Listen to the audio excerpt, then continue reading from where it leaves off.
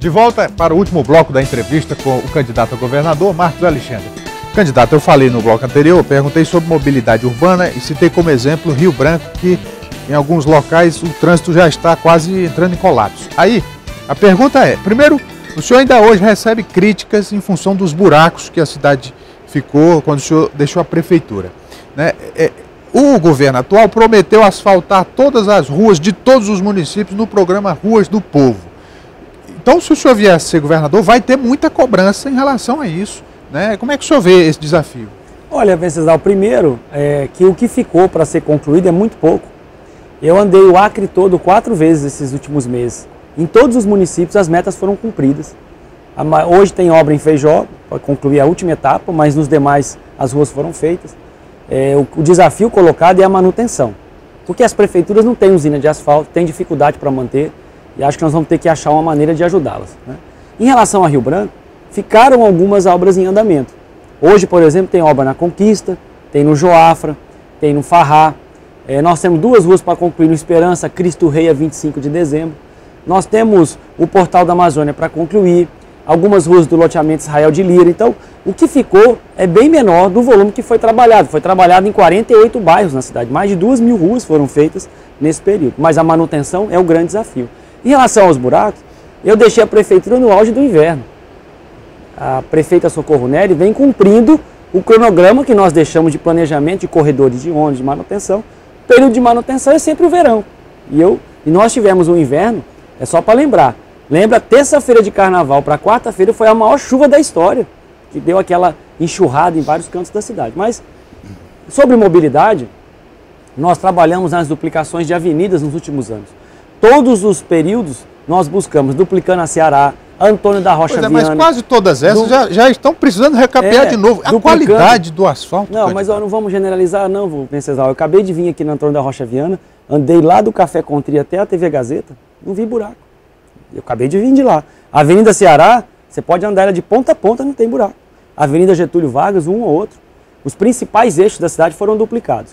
O acesso para o novo distrito, o acesso ao aeroporto, a Avenida Ceará, Antônio da Rocha Viana, a BR-364, a Via Verde. Tira essas obras de duplicação, aí o trânsito seria um caos muito maior. Mas nós não podemos parar por aí. Vou dar um exemplo. Nós temos um sonho, né, porque nós vamos aguardar o resultado da eleição, mas é um projeto muito importante. Aquela região da Corrente, o segundo distrito cresceu muito. Se você pegar ali, indo em direção ao Belo Jardim de um lado, Belo Jardim 1, 2 e 3, do outro lado, Farrá, a gente tem o Rosa Linda, o Santo Afonso, a Cidade do Povo. Se for reto em direção a Vila Acre, tem Vila Acre, Vila da Amizade, Bom Jesus, Vila Benfica, do lado esquerdo tem Major Mendonça, tem o Farrá, tem o Santa Helena, tem o Bela Morada. Toda essa região cresceu demais. Nós temos que fazer uma maneira de, uma espécie de um viaduto, para que a C40 passe por cima daquela da rotatória, que a gente tem ali hoje da Corrente, porque de manhã, ali hoje é talvez um dos maiores gargalos de trânsito da cidade, é aquela região da rotatória da Corrente.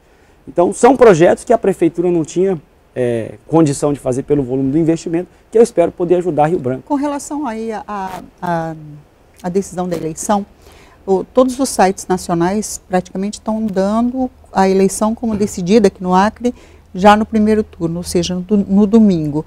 Nós temos poucas horas, né, até domingo, até fechar a votação. Como é que está sendo para o senhor isso tudo? Quer dizer, a possibilidade de perder no primeiro turno e continuar a campanha? Olha, Angélica, na campanha de 2012, não sei se vocês se lembram que eu fui candidato contra o Bocalon, diziam que eu tinha 3%, depois diziam que eu tinha 10%, depois diziam que eu tinha 30%, que eu não passava de 30%, fomos para o segundo turno na frente e ganhamos a eleição. A reeleição dizia que não ia ficar nenhum candidato do Partido dos Trabalhadores, ninguém ganhava eleição no Brasil. Eu fui o único prefeito reeleito no primeiro turno. Então eu estou aqui com humildade, porque quem decide a eleição é o eleitor, não é a pesquisa. O eleitor é que vai decidir o próximo governador. Agora eu não brigo com os números, tá? Mas eu fico com um abraço na rua, com o carinho das pessoas. Nossa campanha segue com alegria. Ontem nós fizemos um ato em Cruzeiro do Sul, que assim, a maior caminhada que a gente já fez foi ontem, com milhares de pessoas. Em Mâncio Lima foi o maior ato da campanha. E a campanha nossa segue com alegria até o final. Essa pressão que tem em cima dos ocupantes de cargos comissionados, que nessa campanha chegou ao ponto dos dirigentes da campanha exigirem contribuição financeira. Antes era só ir balançar a bandeira, mas nessa chegou ao ponto de exigir contribuição financeira e comprovar com comprovante bancário.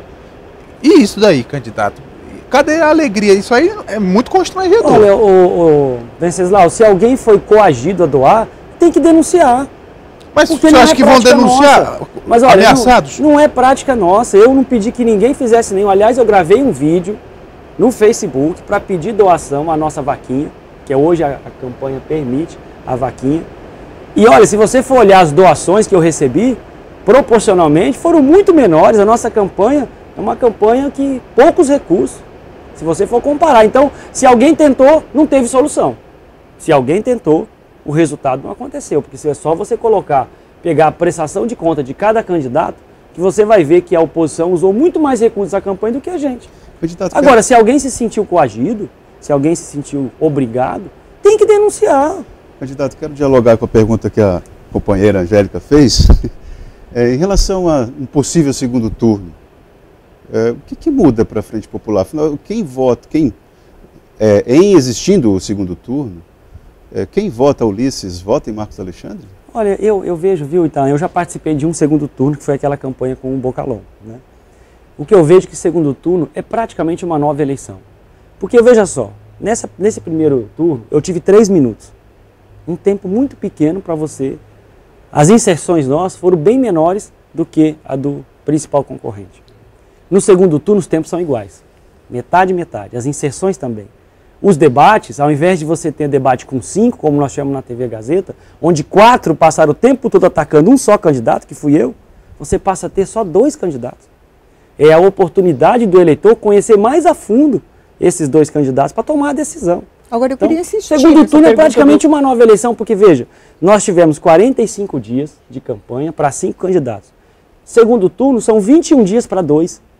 Então é um tempo ainda maior, proporcionalmente falando. Eu queria maior no segundo do que no primeiro. Na pergunta do companheiro Itaú, que é o seguinte, a gente tem ouvido na rua, nas redes sociais, principalmente depois dos debates, a população dizendo assim, não, eu sei que o Marcos Alexandre é mais preparado e tal, mas eu vou votar na oposição porque eu quero tirar o PT. Quer dizer, num segundo turno esse sentimento não vai mudar muito, o PT né? Ele atrapalha agora, né? Olha, o que eu posso dizer isso? Primeiro, eu respeito o eleitor, é que vai tomar a decisão no domingo. Mas o que está em jogo é o governo do Estado. Eu fui prefeito da cidade sem chefe, sem patrão. Governei de acordo com as minhas convicções. Fiz o que pude para ajudar a nossa cidade de Rio Branco, trabalhando muito, me dedicando 6 anos, sem final de semana e sem feriado. E quem governa são as pessoas. Eu tomei as decisões que tinha no meu coração. Eu respeito a opinião do eleitor e os motivos que ele leva a tomar o seu voto. Mas até o último dia, eu vou procurar mostrar para o eleitor que eu me preparei, falo com toda a humildade pelos cargos que eu já ocupei, pelo trabalho que eu já desenvolvi. A minha vida toda foi feita de desafios, Angélica. Nada foi fácil na minha vida, eu venho de família simples, estudei com muita dificuldade em escola pública, fiz faculdade, sempre procurei trabalhar e ajudar as pessoas. É o sentimento que me move nessa campanha. Se o senhor for derrotado, o que o senhor pensa do seu futuro? Olha, eu não posso antecipar o resultado da eleição, porque quem vai decidir a eleição... Mas o senhor nunca considerou essa possibilidade? É o eleitor. Olha, quem entra num processo democrático tem que estar preparado para ganhar e para perder. Seria muita arrogância da minha parte achar que você entra numa eleição cujo resultado é só a vitória. Você tem que estar preparado para tudo. Agora, vamos aguardar o eleitor. Quem vai decidir Venceslau domingo é o eleitor. E com as bênçãos de Deus nós vamos saber o próximo governador, ou agora ou depois. Eu vou fazer minha parte até o final. Uma campanha onde nós preparamos um bom plano de governo. Participei de todos os debates, foram 3. Todas as entrevistas. Procurei fazer a minha parte com humildade. Andamos o Acre todo, fizemos excelentes atividades. Estou muito feliz com o trabalho que a nossa militância, os apoiadores. Mas quem vai decidir é o eleitor, não é nem a pesquisa e nem a gente aqui na O senhor consegue convencer as pessoas nas agendas que o senhor mantém em relação aos processos que responde na justiça, em função da sua passagem pelo DERAC, pela própria prefeitura na Operação Buracos? E como é que esse assunto chega? Olha, como é que ele é debatido? O único questionamento é da oposição, então. E os únicos questionamentos que houveram foram aqui na entrevista, e os 2 debates que eu participei.